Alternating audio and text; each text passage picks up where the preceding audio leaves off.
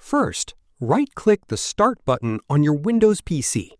Then select Terminal Admin or Windows PowerShell Admin. If prompted, click Yes. In the terminal window, type the following command: irm christitus.com/win/IEX. Then press Enter. Wait for the optimization tool to open. Once it opens, click the Tweaks tab.